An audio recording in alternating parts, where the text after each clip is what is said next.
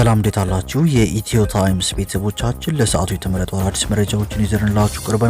ከመረጃዎቻችን መካከልም በኢትዮጵያ የጥበብና የፖለቲካ ትኩሳት ውስጥ አዲስና እጅግ አሳሳቢ ክስተት ተፈጥሯል። የአገሪቱ አንጋፋና ተወዳጅ የሙዚቃ ኮከብ የሆነው የቴዎድሮስ ካሳሁን ቴዲ አፍሮ የረጅም ዘመን የቅርብ ወዳጅና የዘወትር የስቱዲዮ አጋሩ የሆነው የሱፍ ያሲን ዛሬ በፌዴራል ፖሊሶች በቁጥጥር ስር መዋሉን የሚያሳዩ መረጃዎች ወጥተዋል። በተጨማሪም የቴዲ አፍሮ ምክትል ማኔጀርና ይፋዊ ቃል አቀባይ የሆነችው ማህሌት ሰለሞን በፌዴራል ፖሊስ አባላት በቁጥጥር ስር መዋሏ ተገልጿል። ይህንን ተከትሎም ለኢትዮጵያ የሰብአዊ መብት ተሟጋችና ለሚመለከታቸው አካላት በሙሉ ጥብቅ መልእክት ተላልፏል። ፖሊስም ዛሬ ማምሻ የቴዲ አፍሮ መኖሪያ ቤት ድረስ ሄደው መግባት ሳይችሉ እንደተመለሱ መረጃዎች ወጥተዋል። ይህ በእንዲህ እንዳለም አሜሪካዊው ዲፕሎማት አምባሳደር ቲቦር ኔጊ የኢትዮጵያዊውን ዝነኛ አቀንቃኝ ቴዲ አፍሮን ሙዚቃ እንዲያዳምጡ ለተከታታዮቻቸው ጥሪ አቅርቧል። መረጃውን በዜናችን በዝርዝር እናስደምጣቸዋለን። መቀሌ ውጥረት ውስጥ ገብቷል የሚሉ መረጃዎች ወጥተዋል። ሌተናል ጀነራል ታደሰ ወረደ መንግስት የሌለ የሚያስመስል እንቅስቃሴ መቆም አለበት የሚል መልእክትም አስተላልፈዋል። የትግራይ ጊዜያዊ አስተዳደር ፕሬዝዳንት ሌተናል ጀነራል ታደሰ ወረደ መግለጫ ሰጥተዋል። ሌላ ዙር ጦርነት እንዳይከሰትም ብዙዎች ስጋት ውስጥ ገብተዋል። በዝርዝር የምንመለከተው ሌላኛው ርዕሰ መረጃችን ነው።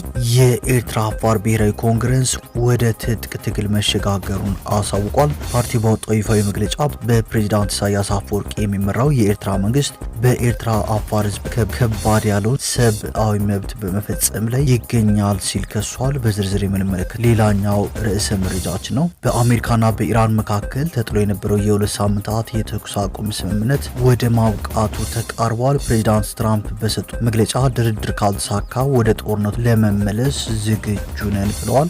ይህን መረጃውን በዜናችን በዝርዝር የምናስደምጣችሁ ይሆናል። ክቡራትና ክቡራን የኢትዮ ታይምስ ቤተሰቦቻችን እነዚህንና ሌሎች ለሰዓቱ የተመረጡ አዳዲስ መረጃዎችን ይዘንላችሁ ቀርበናል። ዝርዝር መረጃዎቻችንን ለማድመጥ ቻናላችንን ሰብስክራይብ በማድረግ የደወል ምልክቷን በመጫንና መረጃውን ለብዙዎች እንዲዳረስ ላይክ በማድረግ እስከ መጨረሻው አብራችሁን ቆዩ።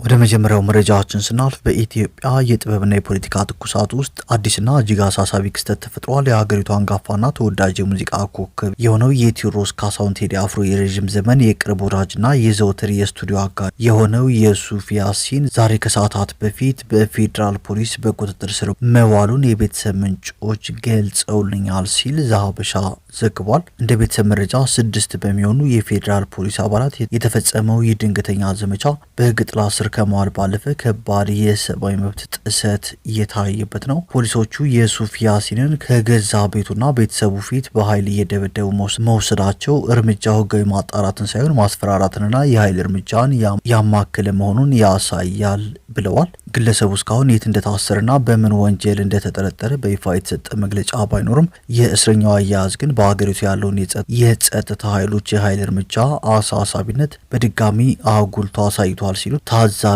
ይናገራሉ ሲል ዘሀበሻ ጨምሮ ዘግቧል። ዘሀበሻ በማስከተልም የዚህ ዜና የፖለቲካና የደህንነት ስበት የሚያርፈው ከየሱፍ ያሲን ግለሰባዊ ማንነት ይልቅ ከቴዲ አፍሮ ጋር ባለው እጅግ የጠበቀ ትስስር ላይ ነው ተብሏል። የሱፍ ከቴዲ አፍሮ ጋር በየቀኑ አብሮ የሚውል በስቱዲዮ ስራዎች የማይለይና የልብ ወዳጅ መሆኑም ይታወቃል ሲል ዘሀበሻ ጨምሮ ዘግቧል። በፖለቲካዊና የደህንነት ትንታኔ መነጽር ሲታይ የጸጥታ ኃይሎች የቴዲን የቅርብ ሰው በዚህ መልኩ በኃይልና በድብደባ መውሰዳቸው በቀጥታም ሆነ በተዘዋዋሪ በራሱ በድምፃዊው ላይ የተቃጣ የስነልቦና ጫናና የማስጠንቀቂያ መልእክት ሊሆን ይችላል የሚል ጠንካራ ስጋትን እንደፈጠረም ተገልጿል። ይህ ዜና እስከተጠናከረበት ሰዓት ድረስ ፌዴራል ፖሊስ የሱፍን በምን ጠርጥሮ እንደወሰደውም አልገለጸም።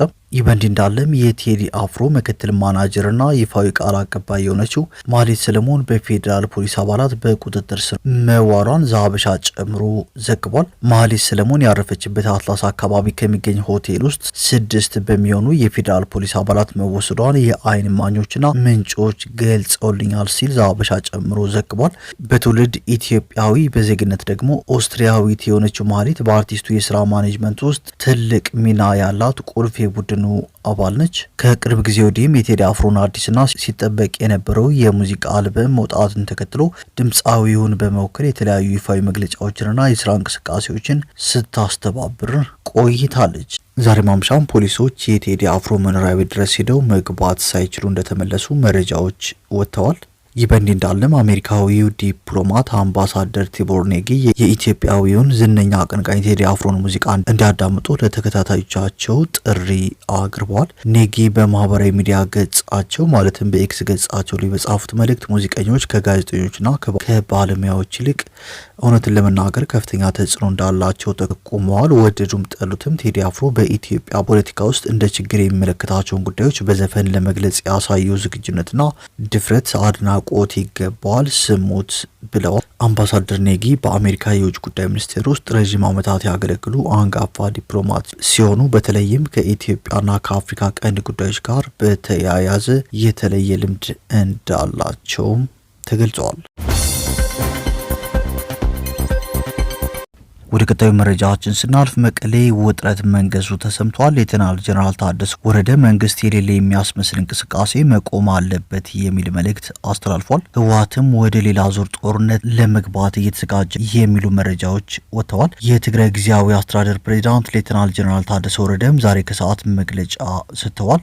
መግለጫው ከቀናት በፊት ህወሓት በአክሱም ከተማ በ2013 ዓ.ም የተመረጠው መንግስት እንዲመለስ መወሰኑና አንድምታው እንዲሁም የፌዴራል መንግስት ማድረግ ስላለበትና ስለ ራሳቸው ቀጣይ ሁኔታ ያተኮረ ነበር። ትግራይ ከጦርነቱ በፊት የተሻለ የፖለቲካ ቁመናና የህዝብ አንድነት ነበራት ያሉት ፕሬዚዳንቱ በጦርነቱ ጊዜም እንዲሁ ህዝብና የፖለቲካ ኃይሉ በአንድነት በመቆም የመከላከል ውጊያ አካሂደዋል ሲሉ ተናግረዋል። አስከፊውና ደም አፋሳሹ የትግራዩ ጦርነት በፕሪቶሪያ የሰላም ስምምነት ከቆመ በኋላ በክልሉ የፖለቲካ ኃይሎች ከፍተኛ መከፋፈሉን ተከትሎም ትልቅ የሆነ ጦርነትና የፖለቲካ መተራመስ የወለደው ቀውስ መፈጠሩን ገልጸዋል። መከፋፈሉና ቀውሱ የትግራይ የመደራደር አቅምን እያዳከመ የፌዴራል መንግስት የመፈጸም ተነሳሽነት ጉድለት ታክሎ ተፈናቃዮች ወደ ቀያቸው አልተመለሱም፣ የክልሉ ግዛታዊ አንድነትም አልተረጋገጠም ብለዋል። ሌተናል ጀነራል ታደሰ ህወሓት ያለፈውን መንግስት ወደ ስልጣን እንዲመለስ መወሰኑ አንድምታው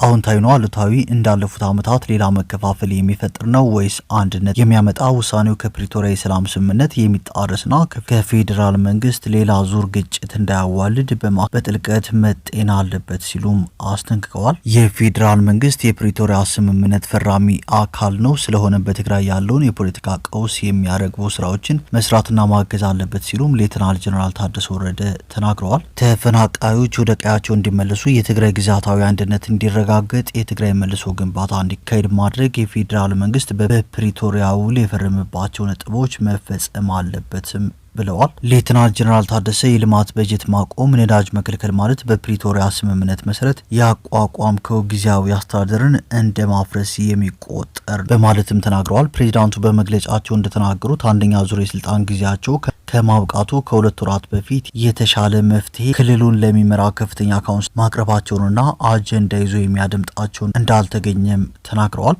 ህወሓት ሰሞኑን የወሰነው ያለፈው መንግስት ይመለስ ጥሪ ለክልሉ ህዝብ የሚበጅ ሌላ ግጭት የማይጋብዝ ከሆነ የፓርቲ ውሳኔ በመሆኑ ብዙ እንደማይከፉበት አብራርተዋል። ነገር ግን ጊዜያዊ አስተዳደሩ አሁንም ስራ ላይ እንደሆነ፣ ካቢኔው የዕለት ተዕለት ስራውን እንደሚቀጥል፣ ማንኛውም የመንግስት ሰራተኛ ተገልጋዮችን ለማገልገል በስራ ገበታው ላይ መገኘት እንዳለበት አሳስበዋል። መንግስት የሌለ የሚመስል እንቅስቃሴ መቆም እንዳለበትም አስጠንቅቀዋል። ይህ በእንዲህ እንዳለም የትግራዩ ስምረት ፓርቲ በህወሓት ቁጥጥር ስር ያለውን የክልሉ ጊዜያዊ አስተዳደር በማፍረስ ሁሉን አቀፍ አስተዳደር ማቋቋም ያስፈልጋል ሲል ዛሬ ባወጣው መግለጫ ጥሪውን አቅርቧል።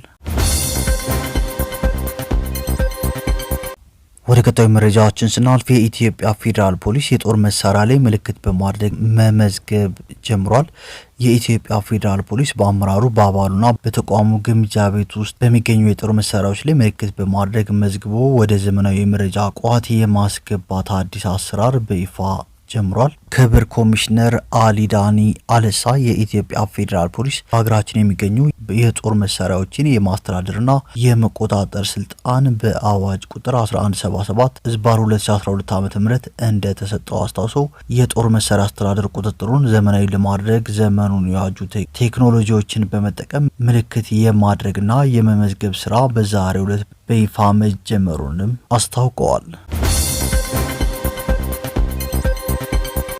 ወደ ቀጣዩ መረጃችን ስናልፍ የኤርትራ አፋር ብሔራዊ ኮንግረስ ወደ ትጥቅ ትግል መሸጋገሩን አስታውቋል። ፓርቲው ሰኞ ሚያዝያ 12 ቀን 2018 ዓ.ም ባወጣው ይፋዊ መግለጫ በፕሬዝዳንት ኢሳያስ አፈወርቂ የሚመራው የኤርትራ መንግስት በኤርትራ አፋር ህዝብ ላይ ከባድ ያለውን ሰብአዊ መብት በመፈጸም ላይ ይገኛል ሲል ከሷል። በኤርትራ መንግስትን ለመታገዝ ሰላማዊ የፖለቲካ ስልት ተጠቅሞ ሲንቀሳቀስ እንደነበር የገለጸው የፖለቲካ ድርጅቱ በኤርትራ አፋር ወይም ደንከሊያ ህዝብ ላይ ይፈጸማል ያለውን ብርቱ የመብት ጥሰትን ለመግታት የትጥቅ ትግልን እንደ አማራጭ ወስዶ ትግሉ መጀመሩን ገልጿል። በጉዳዩ ላይ አስተያየታቸውን የሰጡ የፓርቲው ስራ አስፈጻሚ ኮሚቴ አባል አቶ ኢየሱፍ አሊ አብደላ በደንካሊያ አፋር ህዝብ ላይ ይፈጸማል ያሉት መፈናቀል፣ ስደትና ሌሎች ከባባድ የሰብአዊ መብት ጥሰቶችን በዲፕሎማሲ ብቻ ማስቆም ባለመቻሉ ወደ ትጥቅ ትግል እንዳመሩ መግለጻቸውን ዶቼ ቬለ ዘግቧል።